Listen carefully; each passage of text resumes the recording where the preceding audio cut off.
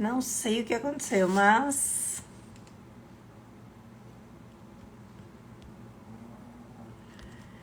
não sei o que aconteceu, mas caiu aqui.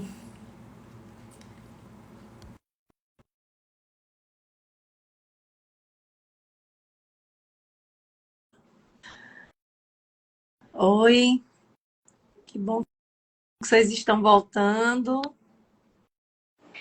Estou esperando aqui. Não sei, caiu de vez assim, do nada. Tava funcionando, de repente apagou tudo. Não travou só, caiu a live. Espero que não caia de novo, né? Não foi internet, eu acho. Acho que foi algum outro probleminha. Mas enfim, vamos lá, né? Antes que Você estava escutando alguma música antes, Valéria? tava assim, tava Pode escutando ter uma sido. música. Não, mas foi no meu computador e a live tá no meu celular, né? Então, mas a live ela captou o som. Aí, dependendo de qual seja a música, aí eles podem cair por conta do direito autoral, entendeu? Ah, tá. Ah, não sabia desse detalhe, tá vendo? Ah, não faço mais, vou botar É instrumental, que aí não, né? melhor. Mas era porque o tema era de noiva, de casamento, aí eu acabei escolhendo uma música assim. Mas vamos lá, eu acho que caiu por causa disso. A gente falou na live anterior do capítulo 8 do livro da Nancy, e esse capítulo 9, o título é Abençoados por estarem preparados como a noiva de Jesus. Então a gente vai falar de. Embora não pareça, vai falar de casamento. No finalzinho, assim, vocês vão perceber que vai falar de casamento. Fazendo uma breve, mais breve mesmo, retrospectiva, aí eu queria que vocês também comentassem, perguntassem. Nós falamos do capítulo 15 de Apocalipse, falamos do capítulo 16 na live anterior. No capítulo 15, a gente vai ver um interlúdio entre trombetas e as pragas finais, né? A gente começa com a última trombeta e aí daqui a pouco vai caminhando para o capítulo 16 com as taças da ira de Deus.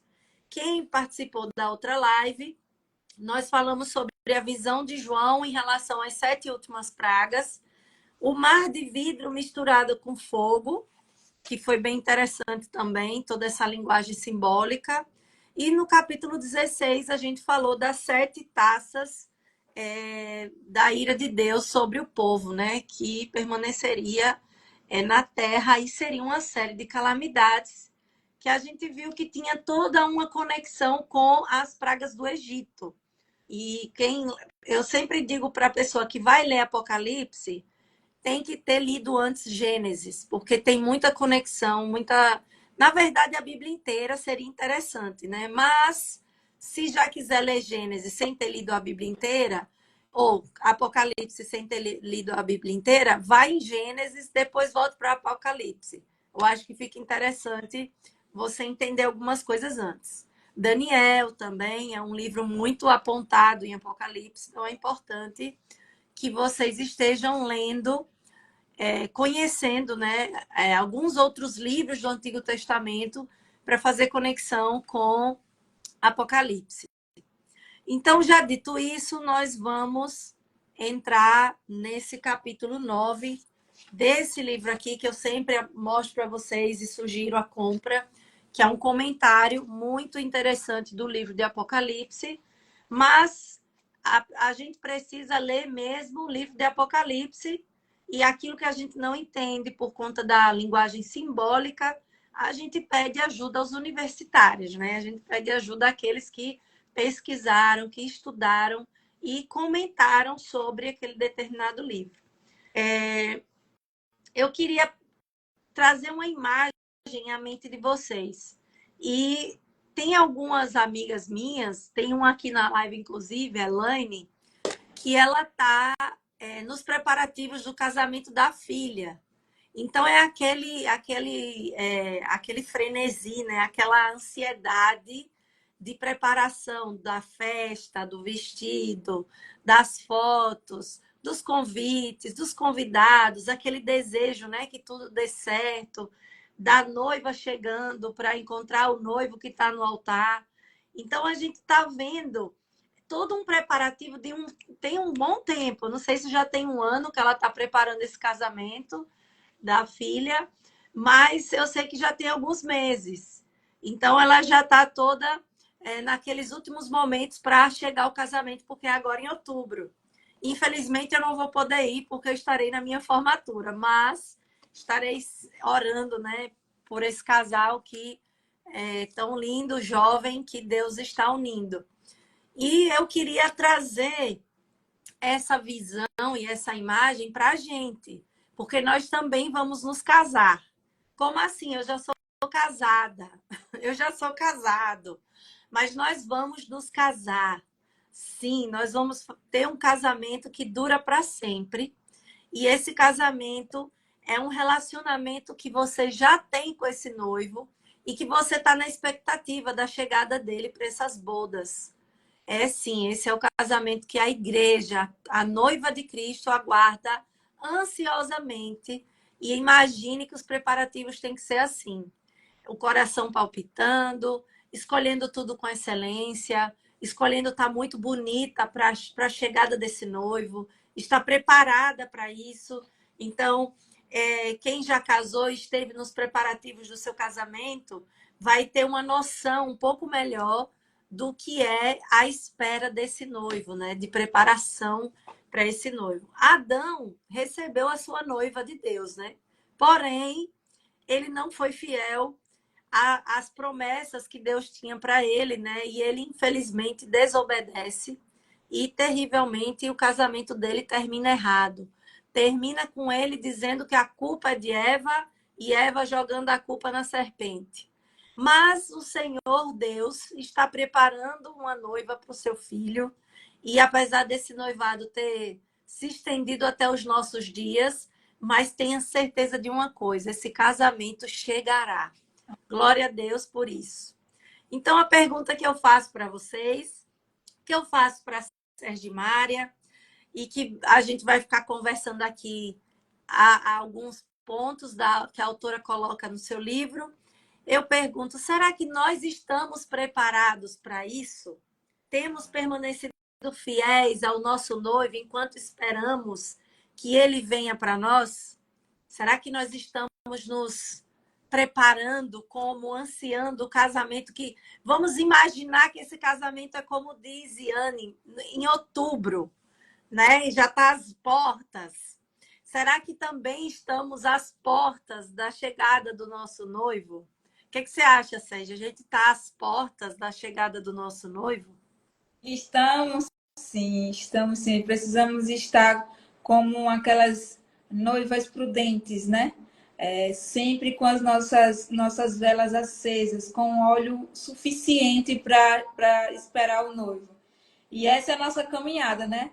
Continuarmos com essa prudência, né? De estarmos sempre atentas a deixar nossas candeeiras com azeite suficiente até a chegada do noivo, para que quando o noivo chegar, eu não vá para Valéria, me empresta um pouquinho do seu azeite. Ela assim, você não Eu não comprou do vou seu dar, não. azeite. Então, que possamos estar sempre cuidando do nosso azeite, né? Para que ele não acabe. Amém.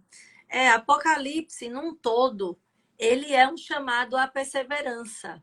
Ele é um chamado para que, enquanto nós esperamos a Cristo, o Cordeiro, o nosso noivo, a gente esteja em fidelidade com ele, né? Que a gente esteja associando fidelidade com perseverança. E, claro, que nós precisamos recusar os avanços, né, de qualquer outro amante que tente nos seduzir. Nós não podemos ser infiéis ao nosso noivo, Jesus Cristo. Então, como Apocalipse 17 vai nos apresentar aqui, ele vai apresentar uma figura de uma mulher sedutora. E eu queria saber, né, se vocês já leram, já pesquisaram, o que vocês acham? Quem é essa mulher sedutora que tem a intenção de possuir aqueles que estão aguardando o noivo para si? ela não quer que a gente espere o noivo santo. E ela é retratada de uma maneira que parece empolgante segui-la, ou empolgante viver ao lado dela.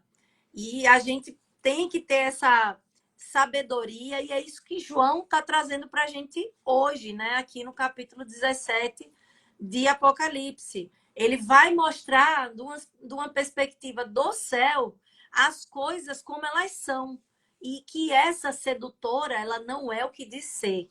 Ela nem sempre aquilo que reluz é ouro, né? A gente está vivendo um tempo que olhamos para as redes sociais e a gente imagina que a vida do outro é maravilhosa, mas é fake, é só uma imagem superficial. Quando a gente vai olhar de perto, a gente vai começar a ver as imperfeições. E João vai mostrar isso para a gente. Ele vai mostrar 4 coisas que nós precisamos fazer para nos prepararmos como uma noiva para o nosso noivo e não nos deixarmos cair na sedução dessa mulher que aparece de uma maneira muito chamando atenção, porque quando você lê a descrição, você percebe que ela não quer passar despercebida. Ela quer realmente atrair os olhares. Então, nós não podemos permitir ser seduzidos por esse amor, porque a gente sabe pelas escrituras que ele não vai durar. E aí, Sergimária, o que você acha que essa mulher significa? Quem é essa mulher sedutora que chega para abalar o coração do povo no geral, daqueles que esperam o noivo e daqueles que estão ainda viajando aí sem entender muito esse cenário? Então, com a leitura, né, aqui a gente vê a simbologia da Babilônia, né? E ela, como você bem falou, bem representou e bem descrito também por João, ela não foi um império que veio discreto, muito pelo contrário, ele veio bem exuberante, ele veio todo proeminente, chamando a atenção de todos ao seu redor, mostrando o que ele era já do início, mas mostrava para as outras sociedades o amor que não dura, né? Um amor que primeiro persuade, chama no ouvido, lhe faz com que você queira participar daquilo ali, né? Sutilmente, porque quer a exuberância da vida do outro, mas que é o quê? Que se ela mostra depois as garrazinhas, né? Mostra para que ela bebeu, para lhe dominar, lhe destruir. Então, a Babilônia ela veio para isso, assim como a vida que a gente vive hoje, há pessoas sedutoras que chegam no nosso ouvido para nos mostrar a beleza que o mundo não quer nos tragar, né?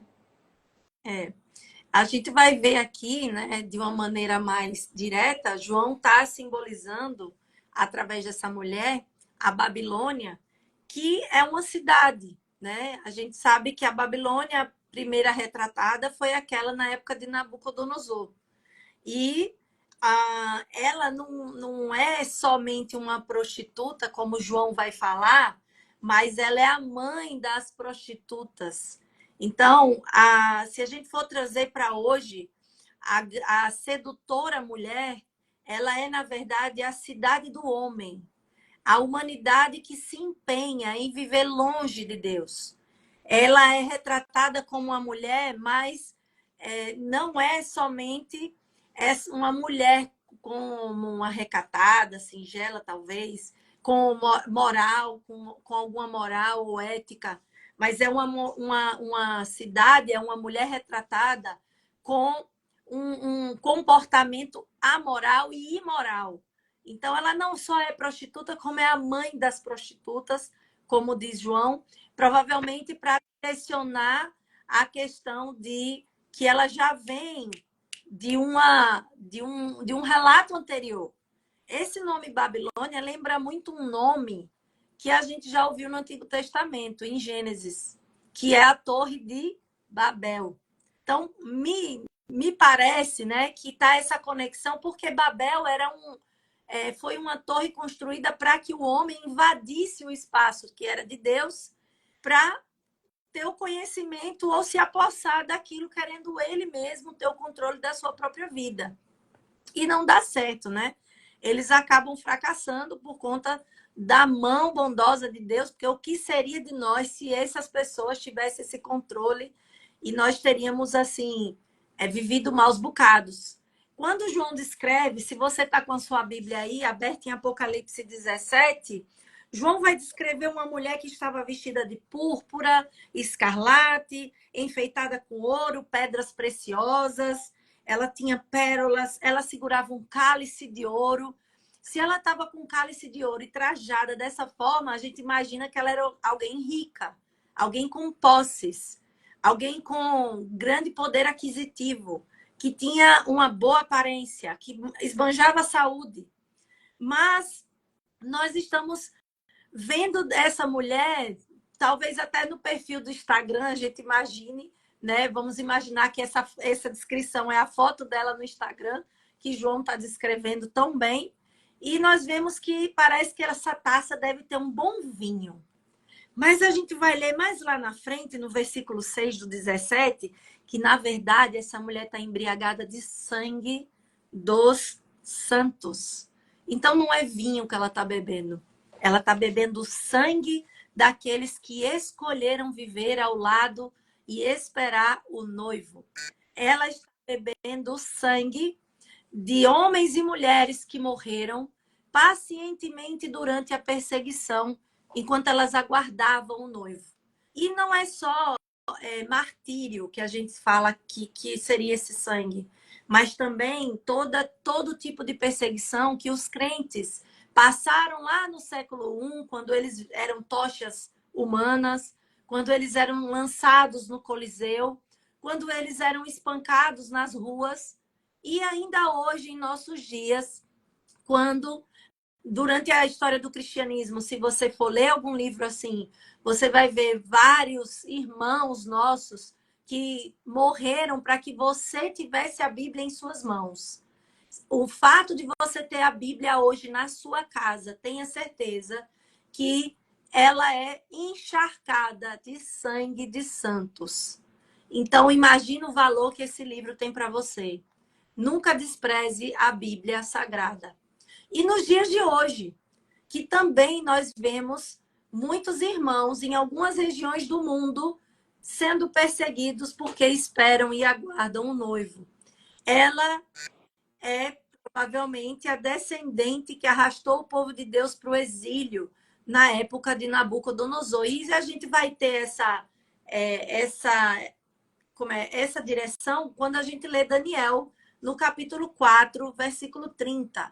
Eu não vou ler aqui, mas espero que você aí na live possa estar anotando aí ao lado, porque quando você for estudar o livro de Apocalipse, vai ser bem interessante você ter essas referências para você fazer a pesquisa. Então, Babilônia a Grande, que parece ser uma ironia de João, ela vem de uma longa linhagem do povo antigo com a intenção, e a única intenção, de viver uma vida longe de Deus e tomar as coisas para si, a terra para si e todas as coisas que são pertinentes aos homens. Aliás, a Deus, né? Os homens querem tomar posse. Então, em Apocalipse 17, do 6 ao 7, a gente vê um pouquinho também de algumas características dessa mulher.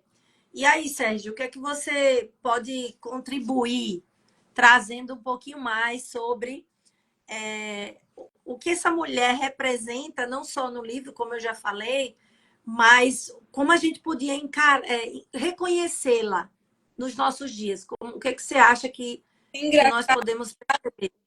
Que a Nancy, né, na página 198, ela faz uma referência interessante. Parece que João caiu sob o feitiço dela. Ela é claramente atraente, parece divertida, parece poderosa, parece ser o tipo da pessoa com quem eu e você gostaríamos de postar uma selfie para mostrar quão bem relacionados nós somos. E é interessante que essa referência que ela faz aqui é bem real com relação ao que essa sedução traz aos nossos ouvidos, né? Algo que a gente parece, quando a gente lê assim na Bíblia, direcionado, que a gente já vê o final, já sabe que aquilo ali é ruim, a gente, não, jamais eu iria tirar uma foto com a sedutora, de forma nenhuma. Mas quando está na nossa vida, a gente não quer saber, a gente não pergunta qual é a índole daquela pessoa famosa que a gente fica tanto querendo tirar foto, que quando vem no shopping quer ir lá correndo para tirar uma foto e ter um autógrafo daquela pessoa. A gente quer tirar realmente a foto para mostrar para as pessoas que a gente é bem relacionado, que as pessoas nos conhecem, né, e tal. Então, eu achei interessante essa postura que ela colocou aqui, porque é algo que é muito de hoje, né? A gente quer postar tudo e nem tudo convém ao cristão. É. E uma coisa que eu achei interessante também é que nós estamos diante, né, da mulher, ela está sentada sobre a besta que tem 7 cabeças e 10 chifres, como a gente leu em outros capítulos, acho que capítulo 13. E essas 7 cabeças, ela simboliza plenitude e os 12 chifres, poder. Então, ela não está, ela com certeza está bem segura de si mesma, porque ela está recebendo, né, poder de alguém que ela se aliançou, né, que ela se aliança com a besta. E ela se veste de escarlate, lembrando o dragão, que também a gente já leu em outros capítulos, e a gente sabe quem é o dragão, né? Então, se você que assistiu a live não assistiu, você vai saber quem é esse dragão que vai vir, né, como uma das bestas, para poder lançar sobre as pessoas do mundo a sua maldade. E essa mulher, ela possui um traje real, ela possui, assim, coisas que, como você falou, muito atraentes, que podem nos seduzir no mínimo detalhe. Nós temos que estar tão bem preparados, porque nós podemos, e a Bíblia vai dizer, né, que se nós não estivermos vigilantes, se não estivermos bem aparados com a palavra de Deus, nós podemos sim ser confundidos, podemos ser enganados. Não vai vir uma coisa feia diante dos nossos olhos. Vai ser algo que soa bonito, tanto é que o próprio João, ele fica assim, ele tem um olhar ao mesmo tempo de medo e ao mesmo tempo de como se ele tivesse sido impactado pela imagem dela. E nós estamos diante, irmãos, e a gente vai vendo ao longo do próprio texto que vai falando, essa mulher tão bem trajada, ela tem a sua atuação nesse mundo ímpio. E a atuação dela está no social, no cultural e no econômico. Todos esses 3 âmbitos serão âmbitos que perseguirão esse povo que espera o noivo. Ela quer atrair essas pessoas para si. E ela vai usar de todas as suas ferramentas para estreitar o funil e ficando mais estreito para ver se aqueles que esperam o noivo vão ceder. Então, ela vai atuar tanto no campo social, no campo cultural e no campo econômico para afetar o povo de Deus. E o anjo vai revelar a João, né, nas cartas às 7 igrejas na Ásia, que pode não ser óbvio a partir da forma como ela começa a se apresentar. Pode não parecer óbvio, mas a partir do momento que a gente começa a ver a apresentação dela, vai clareando essa certeza de que ela está seduzindo, mas ela não ama. Ela seduz apenas com a intenção de destruição. E aí, Apocalipse 7, 17, do 7 ao 8, a gente vai ver um pouco mais o anjo explicando para João, quando ele fica admirado com a imagem dessa mulher, e ele começa a explicar. Por que você ficou admirado? O anjo pergunta. Eu penso que, na verdade, é uma repreensão, sabe? Parece uma pergunta retórica. Não sei se você acha isso, Sérgio, mas ele fala assim, por que você está tão admirado, né, com ela? Parece que soa como se ele não já esperasse que fosse assim, né? Então, ele está talvez desinformado de algumas coisas, será? E por isso que ele foi chamado a atenção. Então, o que é que o capítulo 17, do 7 ao 8, pode contribuir para que a gente entenda melhor essa sedução dessa mulher tão bem trajada? O que é que você acha, Sérgio? O que é que você poderia dizer para a gente? Então, são, são visões, né, do que nós, como povo de Deus, passamos. Podemos. Aí eu vejo que João meio que caiu no feitiço dela, né? Foi seduzido por ela, representando justamente o povo, nós como nação santa, né?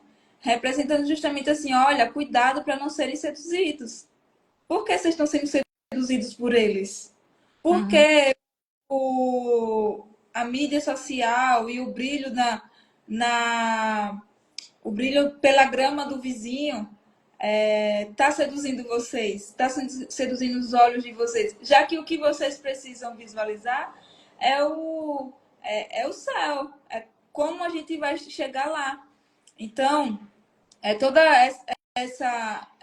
toda essa sedução, toda essa descrição e essa interpelação também do anjo mostra o quanto nossos corações eles são corruptíveis, né? O quanto a gente precisa estar sempre estudando e aprendendo mais da palavra para podermos justamente olhar para as situações e perceber na onde estamos sendo seduzidos e por quê e qual tem sido a intenção do nosso coração para podermos estar sendo seduzidos. Então, eu penso que a gente precisa estar sempre olhando para isso, né? Sim. Max Silva está perguntando: pode-se dizer que a mulher é o sistema? Acredito que sim, porque nós já falamos aqui que ela representa, né, uma cidade do homem, ou seja, aquilo que o homem criou para sua organização, com as suas próprias regras, com o seu próprio entendimento de ética, de moral, e que muitas vezes foge dos princípios de Deus para o homem. Nós vemos um sistema caminhando para trabalhar e fazer as coisas, excluindo Deus daquilo que de fato, foi ele quem primeiro idealizou. Porque não há nada novo abaixo do céu, vai dizer Salomão em Eclesiastes. E eu acredito muito que os homens vão buscar, né, o vigor da vida física através de como é que a gente chama? Aquele sistema de congelamento, criogenia, a criação de robôs, todas essas coisas que são criadas hoje, muitas vezes é com aquela intenção de nós sermos independentes, né? Nós sermos autossuficientes. E a criação, ela tem que ser dependente do Criador. E o sistema, ele se organiza para expulsar Deus de das suas ideias, das suas práticas, das suas ações, porque Deus ele limita o homem para proteger o homem dele mesmo. E os homens não querem isso, né? Eles querem chegar até Deus. O diabo não mudou a sua estratégia. Ele chegou para Eva mostrando um fruto e disse para ela que se ela comesse, ela ia ser igual a Deus. Então, o sistema, o homem em torno desse sistema, ele é levado a acreditar que ele pode ser igual a Deus, que ele pode ter o conhecimento, ele pode ser autossuficiente, ele pode viver dos seus próprios proventos, ele não depende de Deus para nada. Para acontecer, ele não depende de Deus para nada. Então, a gente vê aqui que a sedução dessa mulher, ela seduz nesse campo, no campo da arte, no campo da cultura, no campo social, comportamental. A sociedade se comporta muitas vezes de uma maneira que não agrada a Deus. São escolhas que estão sendo tomadas em altos escalões do governo, tanto do Brasil como fora dele, que contraria a palavra de Deus. Então, sim, a mulher sedutora é uma cidade organizada por homens que vão querer ter as suas próprias regras sem que Deus meta o dedo na história. E E Deus é o dono. E a besta é quem apoia a mulher, né? Que está sussurrando em seu ouvido, fornecendo seu financiamento e capacitando ela para o mal, né? Exatamente. A besta, ela vai financiar essa mulher para que ela tenha esse poder, né? Ela pensa, o que os homens hoje querem mais? O que a gente vê hoje a sociedade buscando? Poder. Êxito profissional, êxito financeiro, prosperidade, bem-estar. Ninguém quer mal-estar, ninguém quer passar aperto, né? Então, assim, é sedutor para aquele que é cristão, que sabe pela Bíblia que assim como o seu mestre sofreu, nós também padeceremos. Porém, essa falsa prosperidade, ela tem um tempo, mas o esperar o noivo, ainda que debaixo de algum tipo de sofrimento, vai valer a pena, porque esse casamento com ele é eterno. Então, aí vale. Eu, no final, até escrevi aqui, baseado no que a Nens fala, que os crentes, eles têm visão a longo prazo. Então, se você realmente é crente, se você ama a Cristo, você é noiva de Cristo, a sua visão não é de curto prazo e você está atento a isso. E eu, seguindo aqui o que João está falando, eu espero ter respondido sua pergunta. Se você quiser comentar mais, se eu não souber, eu peço ajuda aos universitários. Depois eu trago a resposta para você. Mas veja o seguinte: João vai mostrar as intenções dessa mulher nesses versículos que a gente acabou de falar e que são evidentes, né? Que traz para a gente aquela ideia da gente pensar mais profundamente, mais de perto sobre o que precisamos fazer para captar as ideias daquilo que está nos cercando, né? Ou seja, as intenções dela. Porque não vai vir como algo tão terrível. É sempre de fininho, é sempre de pouquinho em pouquinho até o ponto de convencer o povo a cair em seu charme, né? E aí nós vamos para Apocalipse, do versículo 9 a 14, ainda no capítulo 17.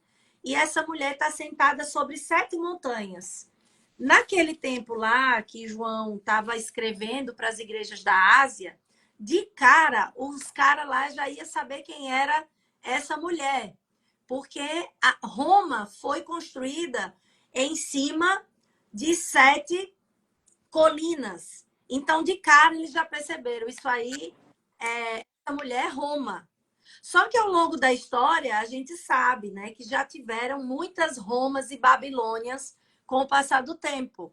Ou seja, os 10 chifres que a besta carrega são 10 reis, são 10 reinados. A gente viu isso nos outros capítulos, que aponta para impérios, para uma organização de gente de alto escalão.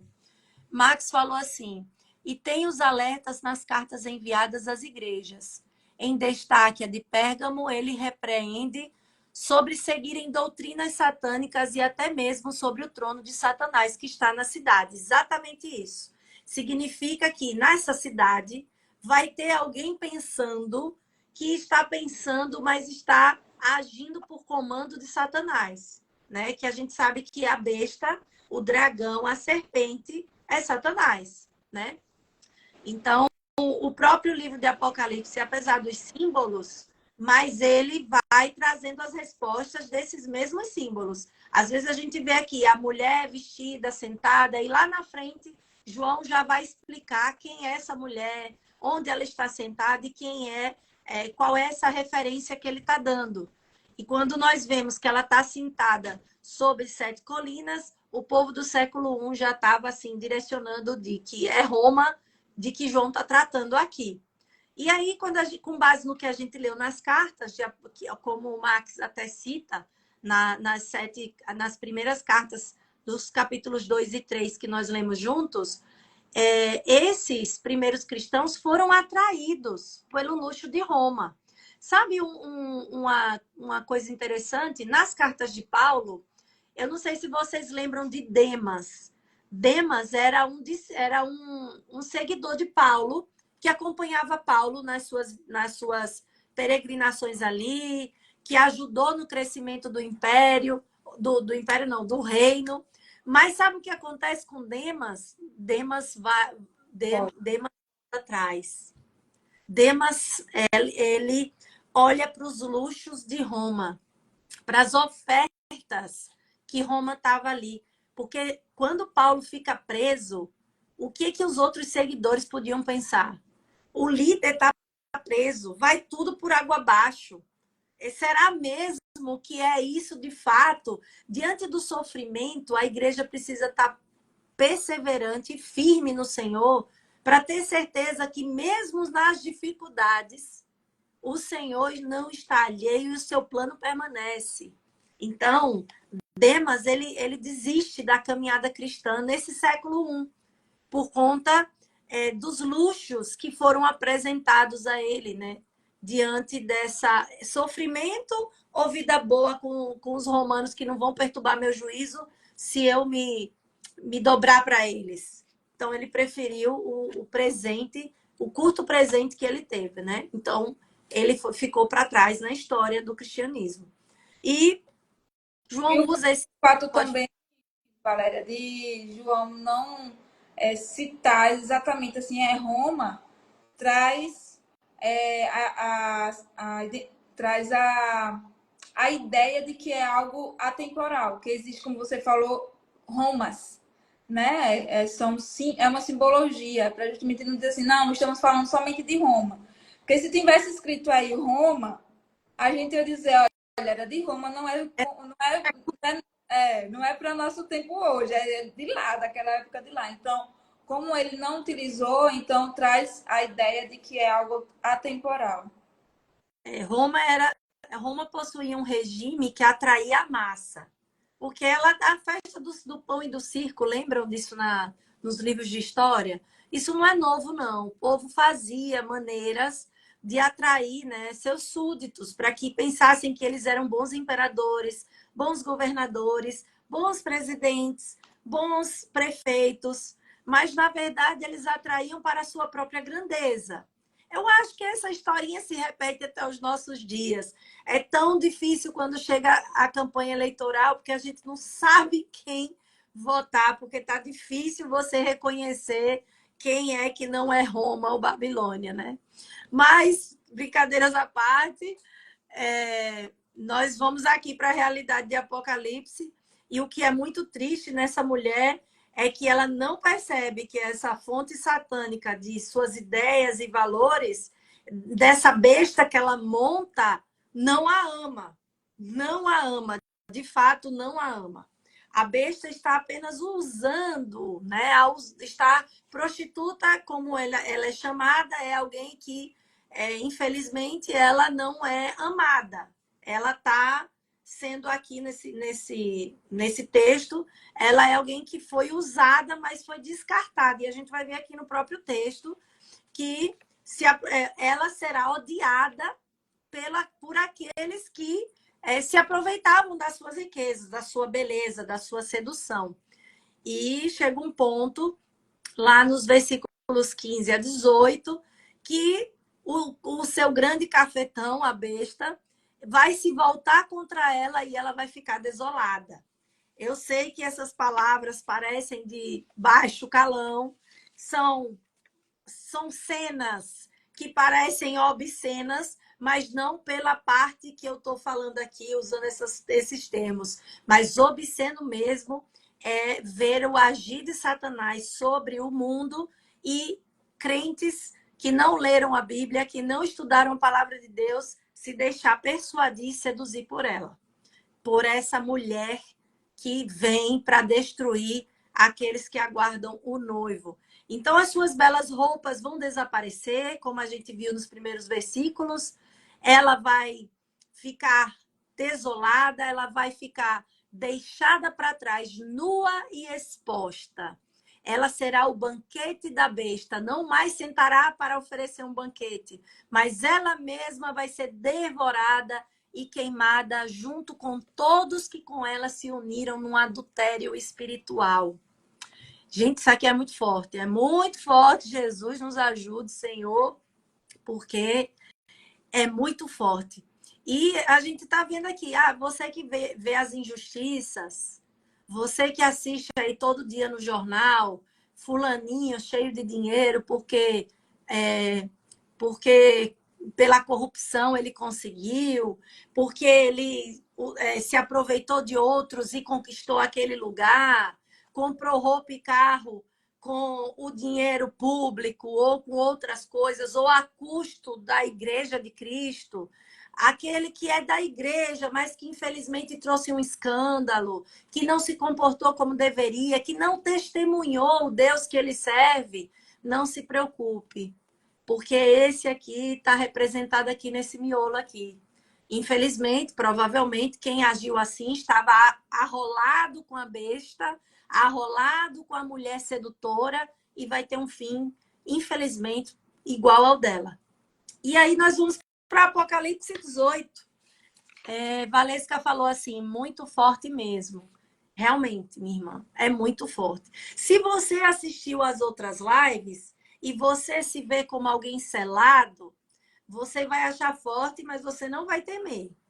Porque nós que somos selados, nós, noiva de Cristo, teremos o nosso protetor, o nosso redentor, o nosso Salvador, que estará cuidando da igreja em cada situação que nós estamos lendo aqui, desse terrível momento que o mundo passará até a volta desse noivo tão esperado.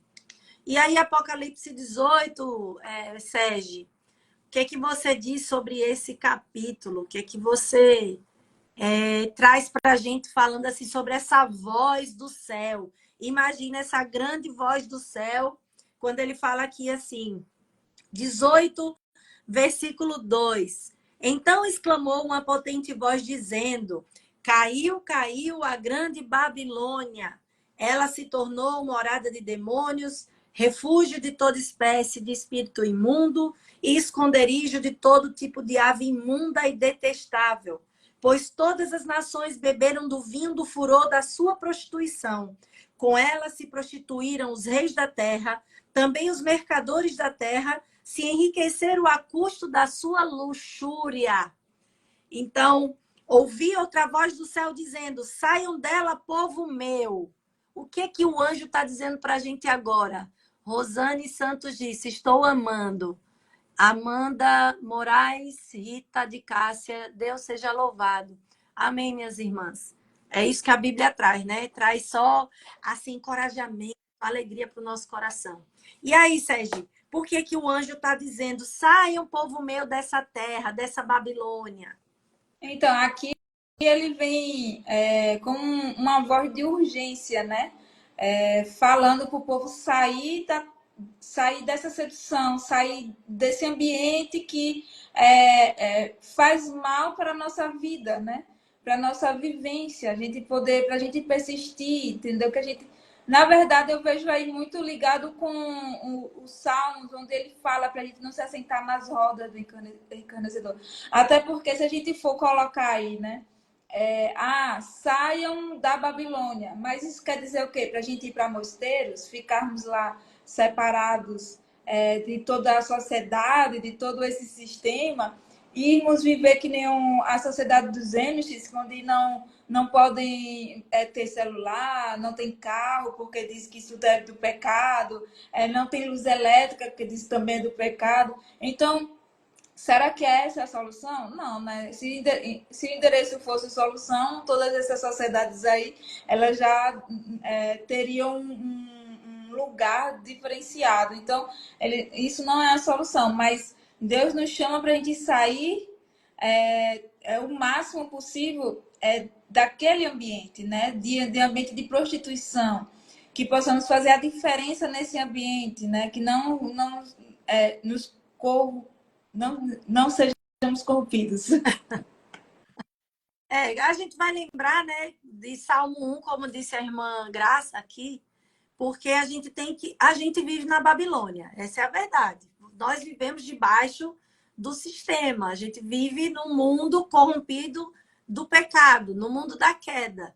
Mas você e eu temos que lembrar que, apesar de vivermos na Babilônia, nós somos cidadãos da Nova Jerusalém. Eu e você somos estrangeiros, somos forasteiros, somos aqueles que se recusam a sentir que aqui é a nossa casa. Se você é um estrangeiro e um forasteiro, você está vivendo aqui, mas você não consegue se apegar às coisas daqui porque você não está na sua casa. Lembre, quem já morou fora da sua cidade, eu já morei fora 10 anos, e eu só me sentia em casa quando eu fechava a porta e da porta para dentro eu me sentia em casa, da porta para fora eu não me sentia em casa. Eu usufruía dali, mas era como se ali não é minha casa. Isso está mostrando para a gente que nós não estamos nos unindo àquilo, né? A gente está ali, mas a gente faz uma distinção clara. Aqui não é minha casa porque aqui não tem o clima da minha casa, aqui não tem o sotaque da minha casa, aqui não tem os hábitos da minha casa. Então, eu tinha muito isso lá na outra cidade que eu morava. Era uma boa cidade, era uma cidade atraente, era uma cidade gostosa de viver, mas não era minha casa, eu não conseguia me sentir na minha própria residência. Então, essa voz urgente do céu, ela vai convocar a gente a recusar esse mundo. A gente vai aprender aqui com esse texto que diz respeito à lealdade e à fidelidade que nós temos com Deus, com o nosso Deus, com aquele que virá nos buscar, né, para fazer da nossa vida agora, né? Ele está fazendo da nossa vida um testemunho da existência dele, mas que breve ele voltará para fazer do sofrimento do crente, daquele que vivia na terra, na Babilônia, mas não se contaminou dela, como Daniel fez. Aí sim vai valer a pena e a gente vai deixar de lado a ganância que a gente vê o povo tendo, de querer sempre mais, né? E de tomar decisões pautadas apenas naquilo que é uma recompensa do presente, mas que não tem uma visão para um futuro com Deus, né? Então, quando a gente começa a refletir sobre isso, nós vamos percebendo como é que nós devemos estar preparados, como é que nós devemos nos comportarmos como noiva, como uma noiva pura, como uma noiva que está ali aguardando o nosso noivo e nos separamos dos nossos antigos amantes, porque agora nós estamos voltados para o nosso casamento. Então, aquilo que era do passado, os antigos amantes que o nosso coração tinha, todos eles têm que ser abandonados para que tenha um único amor, que é o Senhor Jesus, né, o noivo. E aí nós vamos ver, Sérgio, ainda no capítulo 18, que nós não podemos continuar, né, flertando com o mundo, como eu acabei de falar. E só que tem um ponto. A gente precisa pensar que você não tem o controle sobre isso, não. Não se sinta, não subestime, não se sinta num lugar seguro, né? Porque nós não somos capazes de ficar perto do mundo, desfrutando de tudo que ele tem a oferecer, sem a gente ficar se policiando para saber se a gente está, de fato, com o coração em um único amor ou se nós estamos dando nosso coração e afeições ao mundo sedutor. E fiel a Deus. Isso aí é complicado, porque tem gente que acha que pode ter o pé no casamento e o pé na Babilônia. O pé no Nova Jerusalém e na Babilônia. Será que dá, Sérgio, para ter isso aí? Não dá, né? Flertar, só o flerte, um pé em cada um já não dá. O flerte menos ainda. Porque às vezes a gente fica, né? Não coloca o pé todo, mas coloca o dedo, né? Não, eu não faço pesquisas pornográficas no meu celular. Mas quando eu vejo alguma coisinha, eu coloco só o olhinho assim, não me interessa não, mas primeiro eu olho. Primeiro eu vou olhar, aí depois eu, não me interessa não, eu disfarço. Então a gente dá aquele flertezinho. Então é necessário que a gente realmente se posicione e nem isso a gente faça, né? A gente tem essa vigilância de estar realmente rompendo com essa sociedade, né? Com esse tipo de de cultura que o sistema quer colocar em nossas vidas como algo bonito, agradável e assim que todo mundo faz. Se todo mundo faz, é certo. É, Então a gente tem a política da boa vizinhança que não dá, né? A irmã Graça falou assim, ó. Sou forasteiro aqui, em terra estranha estou. Do reino lá do céu, embaixador eu sou. Meu rei e salvador vis manda em seu amor as boas novas de perdão. Que lindo, é o hino 207 do cantor cristão. Rimou tudo, ó. Rimou tudo. É lindo, é belo esse trecho do cantor cristão. Pois é, irmãos. As nossas interações, às vezes, de tanto a gente ver, aí aquilo se torna comum, mas não se torna normal. E aí parece que fica natural, né? A gente vê tanto que pode ser que pareça natural. Então a gente não está isento de perigos que a gente nem possa imaginar. Muitas vezes a gente pensa que é uma coisa bela, mas não, tem muita feiura por trás. Então João está nos mostrando que um dia, em um único dia, a gente pode ser seduzido, mas em um único dia todas essas coisas mudarão. Toda esse falso belo vai ser desmascarado. E se você estiver preso nesse falso belo, você vai se dar mal pelo que a gente vê aqui, né? Aqueles que escolherem se deixar seduzir por essa mulher pode dar muito mal. Valesca disse, como diz a minha avó, você não é todo mundo. Tá dizendo aqui, ó, você não é todo mundo, cuidado. Porque a gente vê muitas vezes nas igrejas sobre namoro, relacionamento cristão. Ele não pode se enquadrar nos mesmos moldes de lá fora. Porque a gente escuta às vezes, mas isso já é normal. Mas isso é assim, né? Às vezes a gente vê algumas coisas acontecendo e as pessoas querem achar que o que é que tem, mas não é o que é que tem. Para Deus não existe o que é que tem. Ele é claro no que ele deseja de nós e é claro como ele deseja ser adorado. Diga, Sérgio, você ia falar alguma coisa? interessante nesse ponto, é um testemunho pessoal, que quando a gente passa um período distante de Deus, preferindo flertar com o mundo, as coisas do mundo, aos nossos ouvidos, começa a parecer muito bonitinho e normal. Fica pensando, não, eles estão certos realmente. É tão seduzente que realmente começa a parecer certo. Que realmente começa a parecer certo, entendeu? Aos nossos ouvidos. Ah, não, tal comportamento é porque é assim, assim, assado. Então, o nosso ouvido começa... A mídia começa a colocar tais comportamentos como certos. Então, a gente vai ouvindo, vai vendo, a nossa mente vai trabalhando e achando que aquilo realmente é certo. E quando a gente volta, quando Deus nos chama assim, tira daquele, a gente rompe com esse relacionamento com o mundo e ele vai nos mostrando o que ele quer nos mostrar que é verdadeiro e a sua mente faz o estalo. Caramba, como isso para mim lá no mundo parecia algo tão legal, tão real, entendeu? E aí quando Deus lhe mostra qual é a verdade por trás de tudo isso, a palavra de João aqui fica muito clara. E a gente vai ver lá no capítulo, ainda no capítulo 18, né? Mais para baixo, no 7 e no 8, a grande prostituta, a grande Babilônia, ela se vangloria de que nunca perderá seu poder, né? De que nunca perderá a sua adulação, a sua afeição. Só que nem ela percebe, né? Que em breve ela vai receber o que lhe é devido.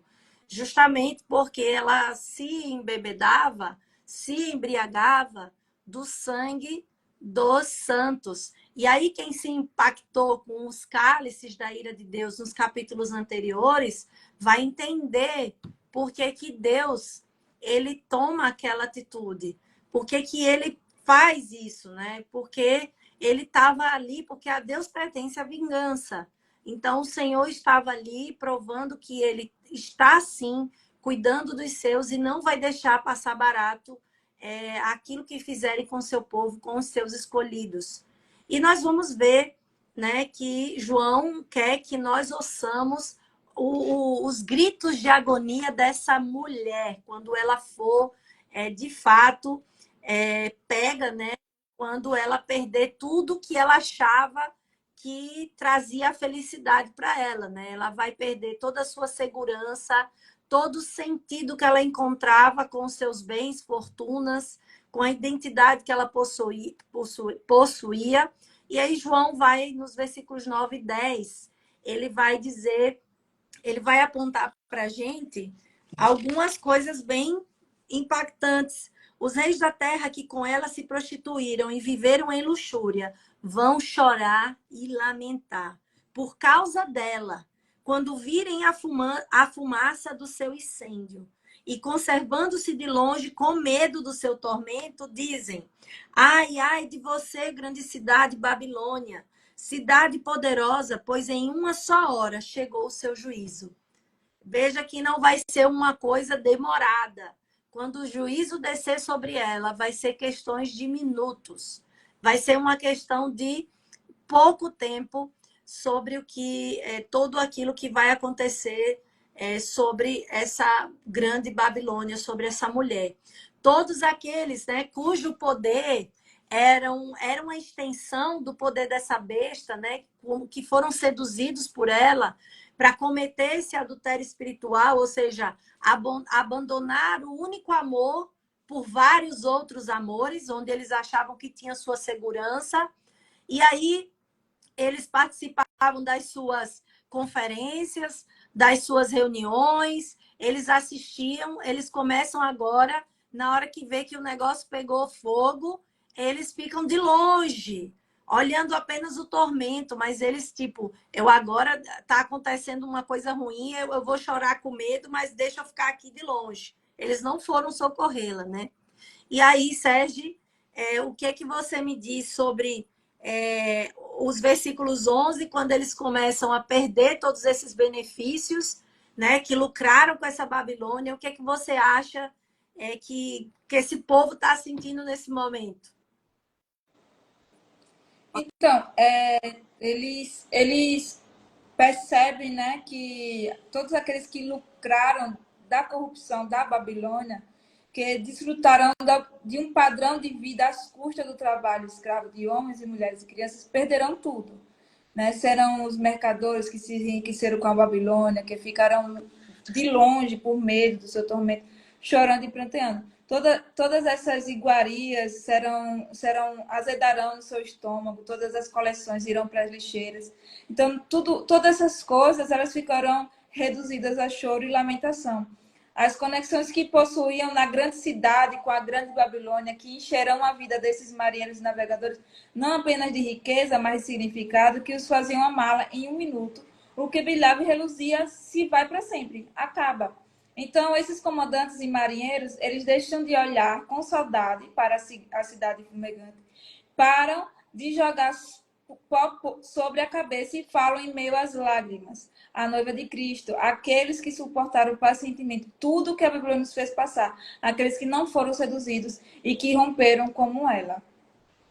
Eles falam, né, para o povo de Deus. Aqui no versículo 19, você vai ver João dizendo: lançaram pó sobre a cabeça e chorando e pranteando gritavam: ai, ai da grande cidade, na qual se enriqueceram todos os que possuíam navios no mar, à custa da sua riqueza, porque em uma só hora foi devastada. Se repete, né, na verdade, esse julgamento dela se repete tanto lá nos primeiros versículos do 18, né, no versículo 10, como no versículo 19, né? Tem uma ênfase de que ela não vai passar impune pelo que ela fez. E essas pessoas reconhecem, né, que foi uma fonte de grande tristeza e que realmente a fonte da alegria está na noiva que espera o noivo, não naquela que se deixou seduzir pela crueldade, né, que se torna crueldade, na verdade, né? E esse noivo, de fato, vai retribuir a essa noiva, vai retribuir a crueldade dessa Babilônia, destruindo ela. Porque ele ama a sua noiva e ele quer protegê-los, né? E quem é a noiva? os selados. Então, os selados, a noiva de Cristo será protegida pelo seu noivo e ela nunca mais poderá seduzir e se embriagar do sangue daqueles que esperaram pelo noivo. Então, Carla chegou aí, ó. Então, não há mais cultura, não há mais criatividade, tudo vai para o chão, tudo vai ser destruído. Não vai ter indústria, propósito ou significado, luz, amor, tudo que trazia riqueza e beleza a essa grande cidade vai desaparecer para sempre.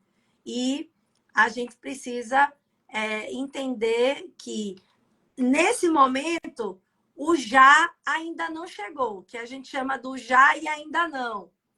E esse contraste com o já não, que a gente veio lendo sobre ser peregrino, ser forasteiro, né, da Nova Jerusalém, mas aqui já é a preparação. Quando essa grande cidade é destruída, nós já estamos nos preparando para aquele momento que a gente tanto espera. Já não há mais lágrimas, já não haverá mais morte, já não haverá mais luto, já não haverá mais pranto, já não haverá mais dor, como a gente vai ver no capítulo 21, quando todas essas coisas vão se fazer novas e nós vamos estar não mais lamentando ou gritando, ai, ai de mim, mas nós vamos gritar agora e exclamar, aleluia, o noivo chegou. Então, nós estamos, irmãos, vivendo um tempo em que o mundo, a grande Babilônia, tem nos seduzido. Você vive na Babilônia, mas seu coração tem que estar na Nova Jerusalém. Seu coração tem que estar vislumbrando a Nova Jerusalém, porque vai chegar o dia do casamento. Eu acredito, Sérgio, não sei você. Eu acredito que esse casamento ainda eu vou participar. Eu quero todas, eu quero ver o noivo descendo do céu para vir buscar a igreja, para vir buscar a noiva. Eu penso que é essa geração. E você acha que é essa geração? Eu acho, viu? É essa geração mesmo. Não tem como não. Não é possível que vai ficar pior, mas pior, epa, pior que vai, eu acho. Vai ficar pior. Pior que vai. Eu acho Agora que vai. Que tá estejamos pesando. preparados para esse pior. Que estejamos preparados. Paulo pensava que era lá do século I que Jesus ia voltar, né? E já tem 2000, mais de 2000 anos. Mas eu vou dizer uma coisa, apesar do noivado ser longo, irmãos, o casamento vai chegar. O casamento vai chegar. Pode ser até em outubro, né? Pode ser em setembro ainda, não sei. Mas o dia finalmente chegou. A gente vai ver aqui no versículo 21 dizendo assim: então o anjo forte, capítulo 18. Então o anjo forte levantou uma pedra do tamanho de uma grande pedra de moinho e lançou-a no mar, dizendo: assim com ímpeto será lançada a Babilônia, a grande cidade, e nunca mais será achada. Em você nunca mais será ouvido o som de arpistas, de músicos, tocadores de flauta e trombeta. Em você nunca mais se achará artífice nenhum, ou seja, aqueles que construíam falsos ídolos, né? Imagens, de qualquer arte que seja, e nunca mais, jamais se ouvirá em você o ruído da pedra do moinho. Nunca mais brilhará em você a luz, a lamparina. Nunca mais se ouvirá em você uma voz de noivo ou de noiva. Significa que o povo de Deus já não estará mais aqui e o noivo já vai ter resgatado a sua igreja. Pois os seus mercadores foram os grandes da terra, porque com a sua feitiçaria você seduziu todas as nações. E nela foi encontrado sangue de profetas, de santos e de todos os que foram mortos sobre a terra. Babilônia, breve você não existirá mais.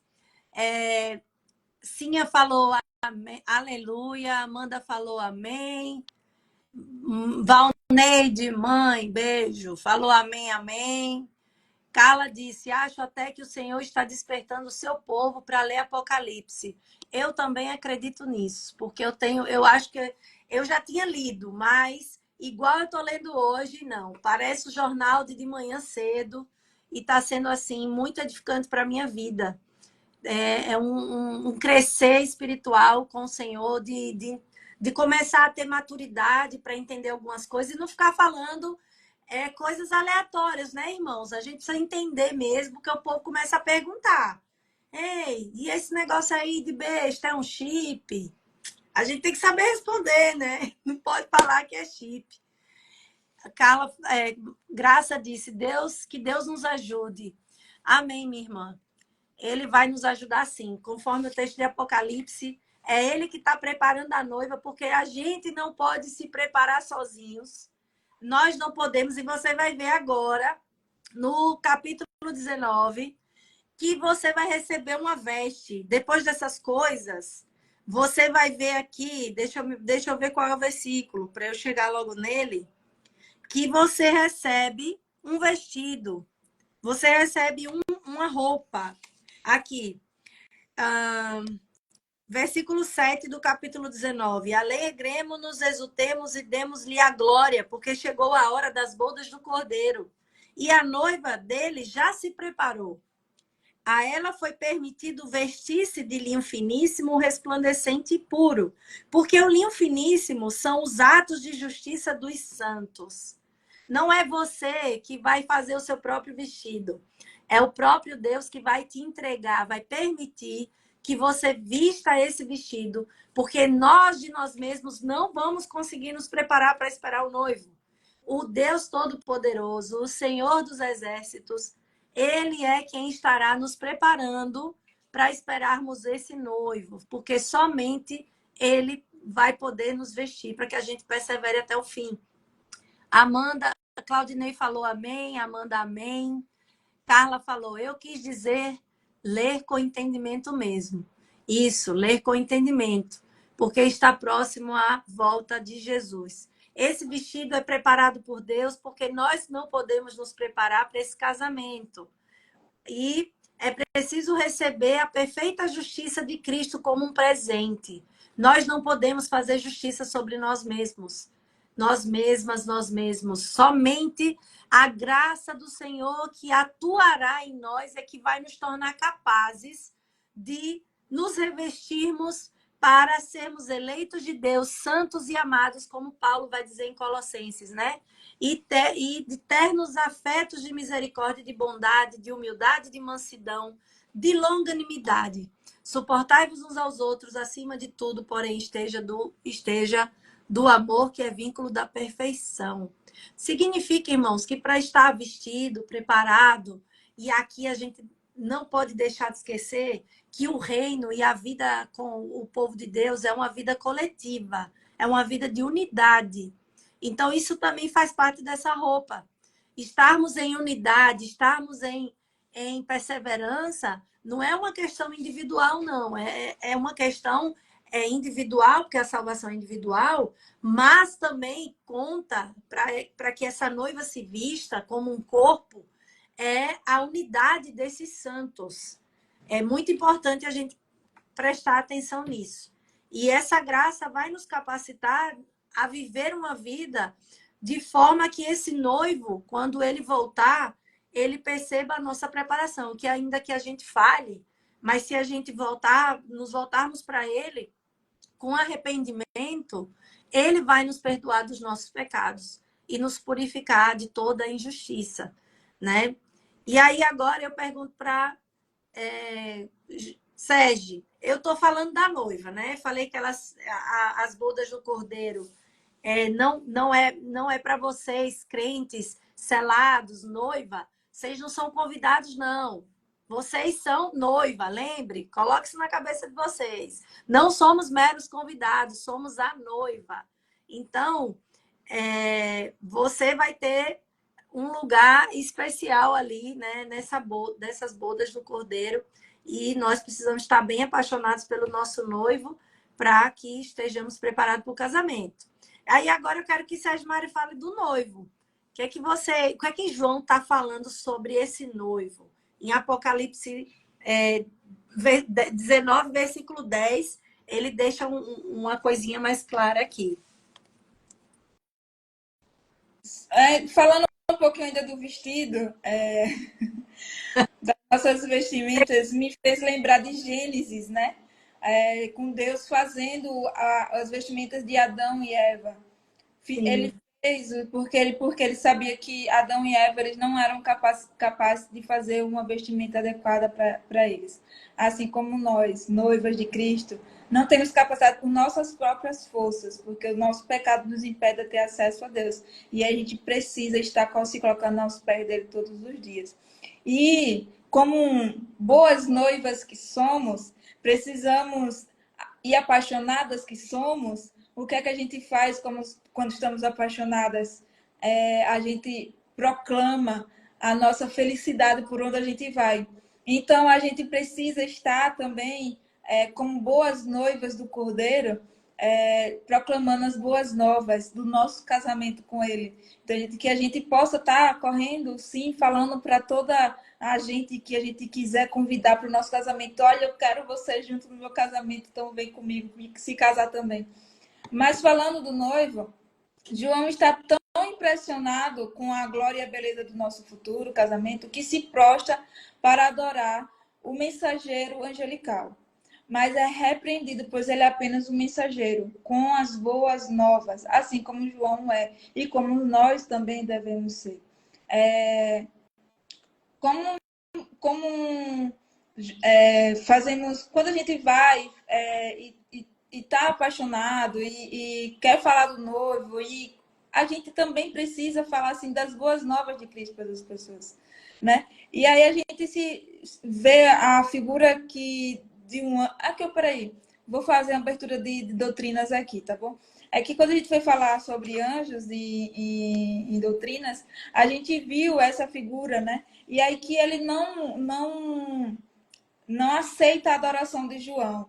Então, ali ele está dizendo, olha, é um mensageiro angelical mesmo. Ele não está sendo adorado. Se fosse ser adorado, aqui ele estava falando sobre realmente o noivo, Jesus, né? Mas uhum. esse deve ser o nosso anseio eterno, né? De estar adorando ao nosso Deus, de ir para esse casamento como noivas santas, né? Seladas e desfrutar da nova ceia com o nosso noivo, né? Desfrutar da presença dele, que ele sermos desapegados de todos esses luxos que o mundo hoje nos oferece. Então, que a gente possa, enfim, escolher ter uma visão de longo prazo, né? Que a gente possa ter uma visão onde possamos estar convencidos de que o mundo não é o nosso lugar, que somos peregrinos mesmo. Que tudo isso, que todos esses desejos da nossa carne, elas são passageiras. E também que possamos aprender, né, com essa caminhada, que possamos aprender a querer estudar mais, que possamos aprender a querer a orar pedindo sede e fome, né, pela palavra de Deus, para que possamos compreender o que a gente está falando, né? Uhum. Carla falou assim: é interessante que a primeira vestimenta foi feita com sacrifício. Sim. E a segunda também, né? A gente vê que continua apontando para o mesmo cordeiro. E Carla falou também: eu li uma frase que diz assim: que estaremos preparados para o céu quando o nosso coração estiver lá. Será que nosso coração está lá? Essa pergunta é bem reflexiva. É o que João quer que a gente faça, né? Ele está querendo aqui que a partir dessa clareza de quem é essa mulher, a clareza de como nós devemos perseverar, ele está nos perguntando exatamente isso. Você está com o coração lá no céu? Você está realmente preparada para estar lá? E aí eu aproveito para perguntar outras coisas. Com quem você falou do seu noivo já? Você falou do seu noivo recentemente, né? Como o Sérgio Maria falou, né? Na empolgação do casamento, quando a gente encontra as pessoas na rua, as pessoas vão perguntar ou você mesmo vai falar: menina, eu vou me casar tal dia, meu noivo é fulano e eu sinto isso por ele é assim, ele é assado. A gente vai explicar tudo. Será que você está fazendo isso? Você está falando do seu noivo para as pessoas? Essa pessoa está sentindo em você um anseio por esse dia de casamento que você está se preparando? Você está, de fato, quando você fala desse noivo, você está demonstrando esse anseio por esse casamento que é eterno, não é passageiro, é eterno. E aí, o que é que vocês me dizem?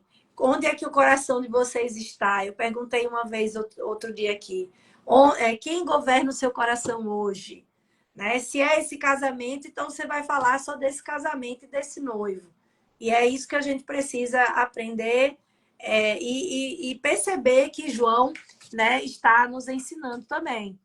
Max está falando assim: quanto mais do céu existe em nossas vidas, menos da terra cobiçamos. Spurgeon. Tinha que ser, né, o príncipe das pregações aí, dos sermões. De fato, meu irmão, quanto mais do céu existe em nossas vidas, menos nos sentiremos apegados às coisas dessa terra. E essa verdade vai ser algo que nós vamos expressar em nossos comportamentos diários. Nós vamos acabar vivendo na Babilônia, como tem um livro também do Heber Campos, que eu indico, que eu amo, que é Amando o Mundo, ou Amando a Deus no Mundo. Amando a Deus no mundo, não é amando o mundo, não. Amando a Deus no mundo. Ele vai falar do livro de Daniel e vai falar justamente isso, de nós vivermos separado do que a Babilônia oferece, né? E aí vocês vão... É um livro grosso, mas vale a pena a leitura desse livro. Ele é espetacular. Não dá para fazer live dele, né? Porque assim, nesse formato, não dá, não. Senão ia ser, eu acho que mais de um ano ou 6 meses.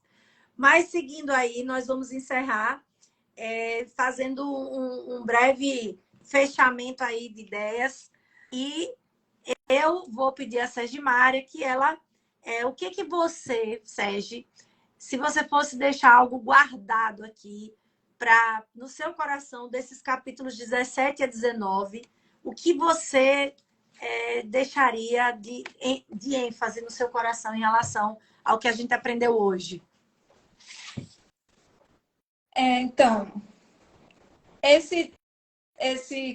eu vou dizer de novo esse capítulo, né? Mas porque, assim, ler esse livro de Apocalipse com essa visão das bênçãos tem trazido muitas coisas à minha mente, né? Abertura da mente muito surreal, mas o ponto que eu mais me chamou a atenção é sobre isso mesmo, né? Sobre a gente... Não é o casamento em si, né? Não só mais vislumbrar o que a gente vai desfrutar depois desse casamento, né? Desfrutarmos juntos, né? E o quanto ansiamos em estar proclamando desse casamento para as outras pessoas. O quanto o nosso coração arde para estar... Todo relacionamento, como todo casamento, tem seus problemas, tem seus atritos, mas são para que a gente possa se firmar, que a gente possa saber na onde a gente vai deixar de ir. E isso nos instiga a permanecer, né? Então, ouvir e guardar essa passagem, ela significa muito. Principalmente assim, a gente precisa ouvir e guardar dia após dia, descobrindo desse amor pelo nosso verdadeiro noivo, eliminar qualquer persistência, qualquer resistência que venha querer pelo mundo. A gente precisa se posicionar para estar fazendo justamente o que João nos pede com relação à mulher sedutora, né? A gente precisa se posicionar para o rompimento com isso. A gente precisa, assim, querer quebrar isso e se posicionar como um forasteiro, sabendo qual é o nosso lugar. Então, isso foi o que mais ardeu dentro do meu coração, ouvindo e guardando, né? Inculcando na nossa mente essa mensagem. Pois eu faço das suas palavras as minhas em relação a isso e deixo algumas perguntas, né, para que você analise aí esses dias, para que você reflita essa semana lendo, né, Apocalipse 17 a 19 e desfrute, né, dessa bênção, como a Nancy traz para a gente, né, que cada trecho que ela vai estudando, ela traz uma bênção que o livro de Apocalipse nos traz. E nesse é de estarmos preparados como noivas, né, à espera do noivo.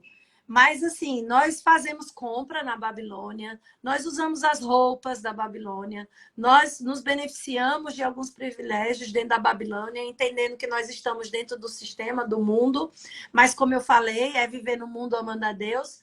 Mas a gente precisa ter algumas coisas claras em nossa mente, né? Nós precisamos ter algumas perspectivas de nossa vida e fazer algumas perguntas diárias para nós mesmos, né? Será que o que a Babilônia tem me trazido, ela tá me deixando seduzida por ela? Será que o que ela me oferece tem me afastado de Cristo? Então, aí eu vou entender se, de fato, eu estou amando a Deus nesse mundo ou se eu estou sendo seduzido pela Babilônia. Carla falou, vivemos na Babilônia, mas a Babilônia não deve estar em nós. Exatamente isso. Será que a gente tem áreas em nossas vidas que a gente comprometeu com a Babilônia ou a gente fez concessões? Que a gente se comprometeu com o noivo ou fizemos concessões? Nós temos tido medo de perder o emprego ou de amigos ou clientes porque o mundo não vai nos aplaudir se a gente revelar que somos de Deus? Essas pessoas vão se afastar de nós se elas perceberem que nós somos a noiva de Cristo. Eu estou apegado aos luxos que eu tenho aqui. Eu ia ficar ressentida com Deus se ele tirasse isso de mim, né? Outra pergunta que a gente precisa se fazer. E mais outras perguntas surgem em nossa cabeça, né? Desfrutar de coisas como esporte, entretenimento, comida, ou qualquer outra coisa que tenha nessa grande Babilônia. Será que todas essas coisas se transformaram em ídolos para mim de um modo que não tem sobrado tempo para as coisas de Deus? Às vezes a gente se empolga, né? Naquela coisa de buscar resultado para o corpo, de querer conhecimento no mundo de trabalho que a gente tem. Carla falou aqui, isso é muito sério. Precisamos repensar diariamente a respeito da maneira que temos vivido e de onde estão os nossos anseios e desejos. Exatamente. Jonathan Edwards escreveu um livro chamado Afeições. E esse livro ele vai falar muito sobre essa questão do nosso coração, onde nós estamos colocando as nossas afeições. E essa é uma pergunta que a gente precisa fazer. Se nós estamos mesmo com as ideias que vêm da palavra de Deus, ou se nós estamos construindo ideias, imagens e sonhos desse mundo que estão tão presentes em nossos pensamentos e sentimentos que nem a gente está percebendo que é mundano.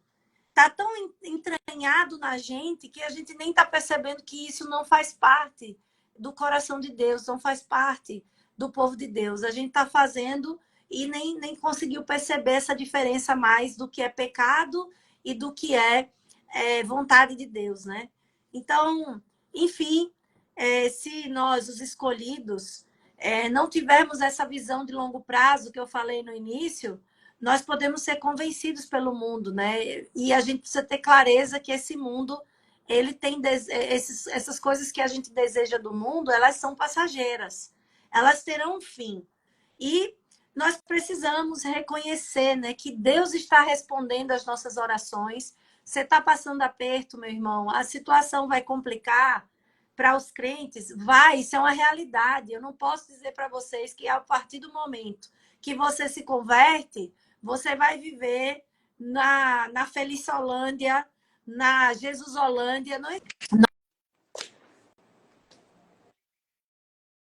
vivendo em um mundo que a gente vai viver essa realidade. Mas Deus está respondendo às nossas orações, porque o reino está chegando. Nós estamos perto de ver o noivo vindo buscar a noiva, né? Então é isso que João quer nos comunicar nesses capítulos e no livro de Apocalipse, que através dessa visão nós temos que aprender que nós precisamos viver acreditando que esse mundo vai passar. É assim que você tem que viver, meu irmão. Eu e você temos que viver crentes que esse mundo vai passar e que o reino chegará, e que chegará muito em breve. que chegará muito, muito antes do que a gente imagina. Eu acredito nisso. Então, meu irmão, que você se mantenha puro no Senhor, que você fale sobre esse noivo, que você ame ele como ama café, de todo o coração, de toda a alma, com toda a força e entendimento. Percebeu? Coração C, alma A, força F, entendimento E. Ame a Deus como você ama, mais do que ama café. É para gravar, não é para ficar gravado. Coração, alma, força, entendimento. Ame como café. Obrigada por estarem até agora em nossa live. Sérgio apareceu hoje, graças a Deus. Breve, Carla também vai aparecer. Nós estamos revezando aí. A logística tem que dar, né? Tem que fazer uns ajustes de logística. Mas estaremos orando uns pelos outros. Orem pelo salto teológico, pelos seus irmãos, pela Igreja de Jesus espalhada pela face da terra. E obrigada por ficar conosco até agora. Até segunda-feira, 20 horas, viu? Nós estaremos estudando Apocalipse. Continuaremos estudando Apocalipse. Beijo para vocês. Deus abençoe.